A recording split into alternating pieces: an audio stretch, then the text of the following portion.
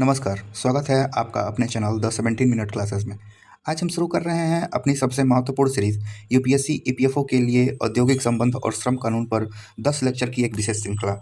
इसमें मैं 10 video series plan कर रहा हूं, जिसमें मैं सारे लेबर लॉज और इंडस्ट्रियल रिलेशन को बहुत अच्छे से कवर करूंगा, क्योंकि एग्ज़ाम भी सिर्फ 25 दिन बचे हुए हैं, जो कि मैं 3 दिन में ये पूरे 10 वीडियोस अपलोड कर दूंगा। आप मेरे यूट्यूब चैनल पे आके देख सकते हैं। तो आज का वीडियो फर्स्ट हमारा रहेगा आईआर का परिचय, यानी इंडस्ट्रियल रिलेशन का परिचय, इतिहास और दर्शन, कुछ महत्वपूर्ण शब्दावलियों के साथ। तो चलिए शुरू करते हैं अपना वीडियो। तो औद्योगिक संबंध की परिभाषा की बात की जाए तो यह कर्मचारियों, मालिकों और सरकार के बीच कर्मचारियों, मालिकों और सरकार के बीच रिश्ते का एक व्यापक अध्ययन है। यह अध्ययन करता है कि कामगार, प्रबंधन और सरकार एक दूसरे के साथ कैसे बातचीत करते हैं, संघर्षों को कैसे सुलझाते हैं और काम की शर्तों को कैसे तय करते हैं। बात अगर संघर्षों की आ गई तो संघर्षों को सुलझाने के लिए दो अन्य संस्थाएं यानी अधिकरण और न्यायालय, इन दोनों को जोड़ा जाता है। इसके बाद ये पार्टीज बन जाती हैं। इससे पहले ये स्टेक होल्डर होते हैं। स्टेक होल्डर क्या होते हैं? तो डायरेक्टली या इनडायरेक्टली लाभान्वित होने वाले निकायों को स्टेक होल्डर बोला जाता है। और पार्टी में विवादों को निर्माण के लिए, न्याय निर्णयन के लिए संस्थाओं को शामिल किया जाता है, जो कि मुख्यतः अधिकरण और न्यायालय हैं। उद्देश्य क्या होता है इंडस्ट्रियल रिलेशन का? तो उत्पादन बढ़ जाए, श्रमिकों का शोषण न हो। श्रमिकों का शोषण रोकेगा कौन? तो यही अधिकरण और न्यायालय। नियोक्ता तथा कर्मचारी दोनों को न्याय मिले। ठीक है। औद्योगिक संबंध के कार्यक्षेत्र। सामूहिक संबंध यानी औद्योगिक संबंध किस किस क्षेत्र में अपना कार्य, अपने प्रभुत्व को, अपने उपयोगिता को दिखाता है? तो सामूहिक संबंध बनाने में, यानी ट्रेड यूनियन और प्रबंधन के बीच होने वाली संबंधों की प्रक्रिया हो, या जैसे सामूहिक सौदेबाजी को शामिल करता है। सामूहिक सौदेबाजी एक शब्दावली है। इसका अर्थ ये होता है कि जब ट्रेड यूनियन यानी श्रम संगठन यानी श्रमिकों का संगठन प्रबंधन के पास जाके श्रमिकों के हित की बात करता है और एक बार्गेनिंग करता है ना, तो उसको कलेक्टिव बार्गेनिंग या फिर सामूहिक सौदेबाजी कहा जाता है। वही बार्गेनिंग जब मम्मी हॉकर्स से करती हैं, फेरी वालों से करती हैं कि पैसे कम कर दिया जाए, उसी तरीके से ट्रेड यूनियन छुट्टी बढ़ाने, पैसा बढ़ाने या फिर श्रमिकों की संख्या बढ़ाने, श्रमिकों को ज़्यादा छुट्टी देने, कार्य दिवस कम करने की बात करने की बात को सामूहिक सौदेबाजी कहा जाता है। व्यक्तिक संबंध किसी एक पर्टिकुलर कर्मचारी और उसके पर्यवेक्षक या प्रबंधन के मध्य होने वाले दिनों दिन संबंध का अध्ययन करता है। संघर्ष प्रबंधन, औद्योगिक विवाद को सुलह, अभी मैंने बताया। न्याय निर्णयन जैसे तंत्रों द्वारा हल करने की प्रक्रिया।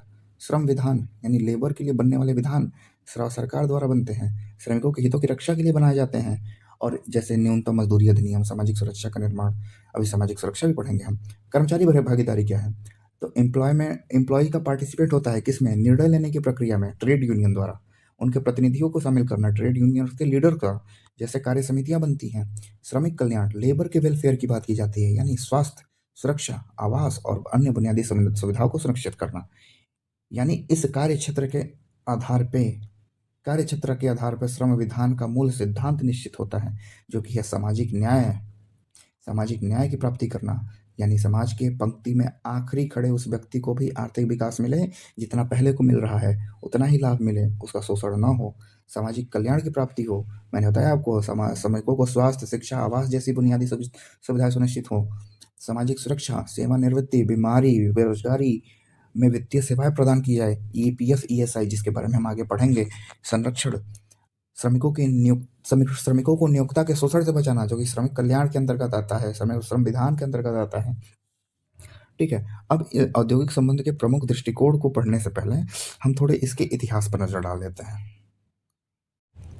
आईआर के इतिहास की बात करें तो प्राचीन भारत, पहला कालखंड, दास प्रथा सर्वत्र थी। उद्बंदी के लोग जो युद्ध में हारे हुए थे, ऋण न चुका पाने वाले लोग, ये लोग दास बनते थे। इन्हें संपत्ति माना जाता था, वस्तु की तरह ट्रीट किया जाता था। वर्ण व्यवस्था समाज में व्याप्त थी। कार्य का विभाजन जाति के आधार पर होता था। ब्राह्मण, क्षत्रिय, वैश्य, शूद्र, इनको धार्मिक मान्यता भी प्राप्त हो गई थी। कर्मकार्य भृतक, माफ कीजिएगा, भृतक यानी ये भाड़े के मजदूर, कॉन्ट्रैक्ट बेस्ड वर्कर्स, इनको इनकी मजदूरी समय पे मिलती थी। वस्तु विनिमय के आधार पर इनको इनकी मजदूरी मिल जाया करती थी। सुरक्षा यानी श्रम सुरक्षा, कोई कानूनी सुरक्षा नहीं थी। धर्मशास्त्र, अर्थशास्त्र में नैतिक संहिताएं दी गई थी। जैसा कि अर्थशास्त्र में कौटिल्य ने लिखा था कि मजदूर को उसकी वेतन समय पर मिल जाना चाहिए। धर्मशास्त्र में भी मनु ने लिखा था कि याज्ञवल्क्य स्मृति एक का नाम आता है, जिसमें दासों को संपत्ति नहीं सेवक समझा गया है। मध्यकालीन भारत में सामंती और जमींदारी व्यवस्था, जो कि कृषि क्षेत्र में व्याप्त थी। फोर्स लेबर इसका आधार था। दस्तकारी या श्रेणी व्यवस्था मध्यकालीन भारत में सबसे ऊपर गई। हालांकि इसका इसका निर्माण तो गुप्तोत्तर काल में या फिर गुप्त काल में हो गया था, लेकिन आधुनिक ट्रेड यूनियन का प्राचीनतम रूप इसे माना गया। कलेक्टिव बार्गेनिंग का प्राचीनतम रूप माना गया, यानी श्रेणी व्यवस्था गिल्ड सिस्टम क्या था? तो श्रमिकों, कामगारों का एक छोटा सा समूह जिसमें छोटे-छोटे व्यापारी भी शामिल होते थे, जो कि बड़े व्यापारियों के पास या फिर राजाओं के पास जाके कलेक्टिव बार्गेनिंग, सामूहिक सौदेबाजी, ट्रेड यूनियन का रूप था, वो अपने कार्य करते थे। वैसे शाही कारखाने, मुगल काल के दौरान शाही कारखाने बने, जो कि स्किल्ड लेबर के लिए थे, पूर्णतः प्रशासक के नियंत्रण में थे। यानी शाही कारखाने वो थे जहाँ पे हथियारों का निर्माण, जहाँ पे गहनों का निर्माण, जहाँ पे वस्त्रों का निर्माण किया जाता था, उनका आयात और निर्यात किया जाता था बाजारों में, बेसिकली निर्यात किया जाता था। आधुनिक काल में देखा जाए तो आधुनिक काल बहुत इंपॉर्टेंट है, हालांकि अभी तो बस जानकारी हम लेंगे इसका, इसके डिटेल में बाकी के 9 वीडियो में हमें इन्हीं को पढ़ना है। तो प्रारंभिक चरण, टोटल 3 चरणों में मैंने इसको डिवाइड किया है: प्रारंभिक चरण, औद्योगिक उपनिवेश का चरण और वैधानिक नींव और स्वतंत्रता के बाद का चरण। तो प्रारंभिक चरण, विऔद्योगीकरण का काल। विऔद्योगीकरण क्या होता है? पुराने उद्योगों को नष्ट किया जाए, उनके स्थान पर नए उद्योग न लाया जाए, विऔद्योगीकरण कहलाता है। जमींदारी व्यवस्था सुदृढ़ हुई, जमींदारी व्यवस्था बहुत ज्यादा सुदृढ़ हो गई, यानी जमींदार सर्वोपरि हो गए। अस्थायी बंदोबस्त के समय 1793 गवर्नर जनरल थे लॉर्ड कॉर्नवालिस। श्रम संबंध, यानी इंडस्ट्रियलिज्म शक्ति और लगान पर आधारित है, जिसके पास शक्ति ज्यादा वही लगान वसूलेगा और बाकी श्रमिक मजबूर हो जाएंगे। औद्योगिक औपनिवेशिक चरण, निवेश का काल। ब्रिटेन के पूंजीपतियों के पास औद्योगिकरण के कारण, ब्रिटेन में औद्योगिकरण के कारण बहुत ज्यादा पूंजी इकट्ठा हो गई थी। इसी दौरान यह निवेश का काल बोला गया, यानी रेलवे का विकास, सूती जूट मिलों का भी स्थापना की गई। शोषण, 12 से 16 घंटे की कार्यावधि, बच्चों और महिलाओं का शोषण, कार्यस्थल सुरक्षित नहीं, बच्चों को 12 से 16 घंटे का काम, न्यूनतम आयु सीमा निर्धारित नहीं, इसीलिए शोषण का आधार अब सामाजिक नहीं आर्थिक हो गया था। कुछ वैधानिक प्रयास किए गए इसको टैकल करने के लिए, जिसमें पहला 1881 का भारत भारत कारखाना अधिनियम देखने को मिलता है। 1890 में बॉम्बे मिल्स एंड एसोसिएशन, पहला अनौपचारिक श्रम संगठन, एनएम लोखंडे द्वारा स्थापित हुआ। 1911 में पुरुषों की अवधि को पहली बार 12 घंटे तक सीमित किया गया था। इससे पहले 16 घंटे, 18 घंटे, कोई समय सीमा ही नहीं थी। 1920 all India trade union Congress, Lord James Ford के काल में। वैधानिक नींव और स्वतंत्रता के बाद का काल, तो देखा जाए तो 1921 में आईएलओ की भागीदारी होती है, भारत संस्थापक सदस्य बनता है।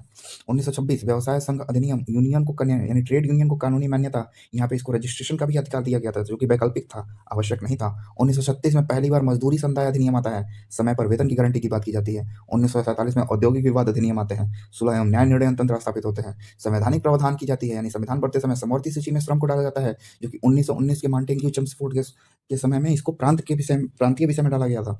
डीपीएसपी, जिसमें आर्टिकल 39 समान कार्य समान वेतन, आर्टिकल 41, आर्टिकल 42, आर्टिकल 43 पीवाईक्यू है, जो कि है न्यूनतम वेतन का जिक्र किस अनुच्छेद में है? तो अनुच्छेद 43 में है। मूल अधिकार, अनुच्छेद 23, अनुच्छेद 21, अनुच्छेद 24 भी में श्रम का प्रावधान किया गया है। अब आईएलओ का भारत पर प्रभाव क्या होता है? तो जितने भी उसके बाद बनते हैं अधिनियम, उन सब में श्रम सुरक्षा, सामाजिक सुरक्षा और कल्याण का सिद्धांत आईएलओ के मूल सिद्धांत से मेल खाते हैं। यह आईएलओ की भागीदारी रहा है। उसके बाद काल आता है उदारीकरण का काल, जहाँ पे उदारीकरण, एलपीजी ने नीतियों ने औद्योगिक संबंधों के पारंपरिक ढांचे को बदल दिया। ट्रेड यूनियन की शक्ति में कमी हुई, प्रतिस्पर्धा बढ़ने के कारण संविदा श्रमिकों का उदय हुआ, रोजगार की असुरक्षा हुई, यानी छटनी और उपक्रमबंदी अधिक समाप्त हो गई, अधिक सामान्य हो गई, सॉरी, जिससे श्रमिक विवादों का स्वरूप, जो कि वेतन था पहले की, अरे वेतन बढ़ाइए, ये लोग अपने काम बचाने में लग गए, अपनी योग्यता बढ़ाने पर लग गए। ह्यूमन रिसोर्स मैनेजमेंट, प्रबंधन ने विवादों से बचने और उत्पादकता बढ़ाने के लिए मानव संसाधन प्रबंधन के आधुनिक तरीकों पर ध्यान देना शुरू किया। अभी अभी के दशक में 2019-20 में 4 नए श्रम कोड आए हैं। यह क्या है? तो ये 29 पुराने और जटिल केंद्रीय श्रम अधिनियमों को विलय करके पारदर्शी और सरल रूप दिया गया है 4 श्रम कोडों के थ्रू। इससे औद्योगिक क्षेत्र में ईज ऑफ डूइंग बिजनेस को बढ़ावा मिलेगा, सामाजिक सुरक्षा बढ़ेगी, व्यावसायिक सुरक्षा बढ़ेगी। ये इसका स्क्रीनशॉट ले लीजिए, आप इसे पढ़ लीजिएगा। हालांकि इसे मैं औद्योगिक विवाद में या फिर सबसे लास्ट वाले वीडियो में इसको मैं बहुत अच्छे से भी पढ़ाने वाला हूँ। अब आते हैं इसके सिद्धांत पे। अच्छा, सिद्धांत तो हमने कर लिया था, अब शुरू करते हैं दृष्टिकोण। तो औद्योगिक संबंध के सभी प्रमुख दृष्टिकोण, जिसमें पहला है यूनिटरी अप्रोच, एकात्मक दृष्टिकोण, मानता है कि संगठन सुसंगत टीम या परिवार है। जैसे सूर्य भगवान है, सबको बराबर रोशनी देते हैं, उसी प्रकार यह मालिक सभी वर्कर्स को अपना अपना बेटा, अपने परिवार का सदस्य मानता है, और वर्कर्स भी मालिक के साथ सेम अप्रोच रखते हैं। और जहां मालिक और कर्मचारी के हित समान होते हैं, दृष्टिकोण के तहत संघर्ष को असामान्य और अनावश्यक माना गया है। कह रहा है कि संघर्ष की जरूरत ही क्या है? यह संघर्ष होने के कारण खराब प्रबंधन और बाहरी विघटनकारी तत्वों के कारण होता है संघर्ष। ट्रेड यूनियन की कोई जरूरत नहीं है। ह्यूमन रिसोर्स मैनेजमेंट तकनीकों का उपयोग करके कर्मचारी वफादारी बढ़ाने पर जोर देते हैं, ताकि यूनियनों की आवश्यकता ही समाप्त हो जाए। इसी के अगेंस्ट आता है बहुलवादी बहुलवादी दृष्टिकोण, द प्लूरलिस्ट अप्रोच। यह मानता है कि संगठन में अलग अलग हित हैं। श्रमिक पैसा चाहता है, मालिक श्रम चाहता है, मालिक के पास पैसा है, श्रमिक के पास श्रम है, दोनों के हित अलग है, कॉन्फ्लिक्ट होगा, टकराव होगा, अतः संघर्ष को अपरिहार्य है। ऐसा नहीं है कि संघर्ष नहीं होगा, लेकिन इसको रचनात्मक रूप से, यानी हम स्ट्रक्चरल रूप से इसको नियंत्रित कर सकते हैं ट्रेड यूनियन की मदद से, सामूहिक सौदेबाजी के रूप में। तो ट्रेड यूनियन की बात बहुलवादी करता है, सामूहिक सौदेबाजी की बात बहुलवादी करता है, जबकि एकात्मक ट्रेड यूनियंस की बात नहीं करता है। थर्ड अप्रोच आता है कट्टरपंथी दृष्टिकोण, मार्क्सिस्ट अप्रोच। कार्ल मार्क्स के विचारों पर आधारित है। इन्होंने वर्ग संघर्ष की बात करी है, बोला है कि श्रमिक मालिक ज़्यादा से ज़्यादा श्रम करने के लिए अत्याचार करेगा और यह संघर्ष पैदा होगा। इस संघर्ष को खत्म करने के लिए ट्रेड यूनियन कुछ नहीं कर पाएगा, यह सिर्फ अस्थायी सुधार ला सकता है। हमें इस संघर्ष को खत्म करने के लिए आर्थिक व्यवस्था को ही बदल दिया जाए, यानी वर्कर्स उठे, हथियार उठा ले और मालिकों के प्रति बिल्कुल ही हिंसात्मक विद्रोह पर आ जाए। ठीक है, इसकी बात करता है ये कट्टरपंथी दृष्टिकोण। इसी के अगेंस्ट में गांधीवादी दृष्टिकोण, जो कि भारतीय परिप्रेक्ष्य में बहुत ज़्यादा इंपॉर्टेंट है। इसने नैतिक और मानवीय मूल्यों पर आधारित किया है। इसने ट्रस्टीशिप का सिद्धांत दिया, यानी मालिक अपने धन का उपयोग कर्मचारियों और समाज के कल्याण के लिए एक ट्रस्टी के रूप में करे और कर्मचारी भी उसी भाव से, श्रम भाव से श्रम करें।